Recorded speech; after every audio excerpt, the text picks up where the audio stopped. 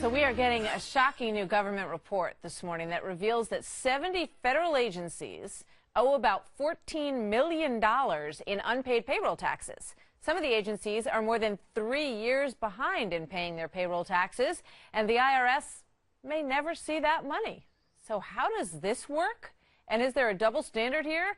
David Williams joins me now. He's president of the Taxpayers Protection Alliance. David, welcome. Good to have you here today.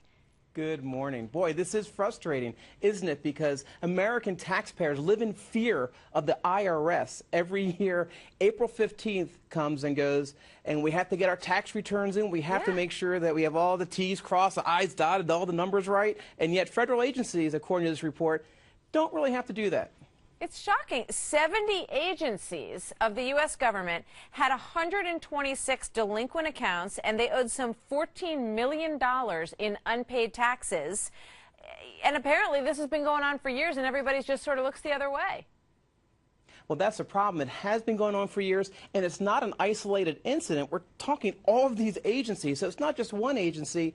And let's be honest, $14 million isn't going to solve our financial woes as a country, but it's hugely symbolic when the government says, you have to pay your taxes, we're going to audit you, and especially with the new Obamacare taxes coming up, people are scratching their head going, wait a second, so I'm going to have to pay a new tax?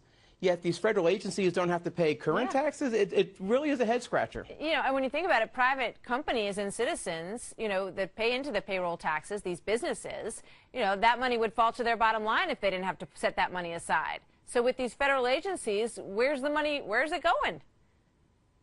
Well, who knows where it's going, but, you know, look at its Medicare taxes, Social Security taxes, and these are two trust funds that need the money. I mean, we're running out of money in Social Security. You know, Medicare, there's a big debate about how do we fix Medicare. Well, first of all, let's have the agencies pay into the Medicare fund so we can figure out how to fix it. So where's it? I mean, is anybody trying to do it? I mean, you know, it's one thing to sit here and say, gee, that's shocking and awful, but is anything going to come of it?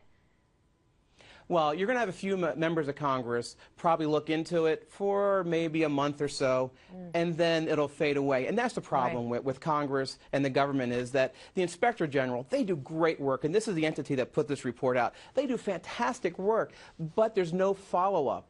And it's really frustrating because the taxpayers want to see the follow-up. And that's why we're seeing this growing disconnect between citizens, taxpayers, and Washington, D.C. Yeah, and people find it pretty shocking. You know, $14 million, as you say, when you look at the big budget, it sounds like a drop in the bucket, but $14 million is not worth pursuing. And yet there's time and energy to pursue individuals in that way that seems boundless. David, thanks ask anybody in this country if $14 million is a lot, and they say absolutely. You bet it is. David, thank you very much for bringing this to our attention.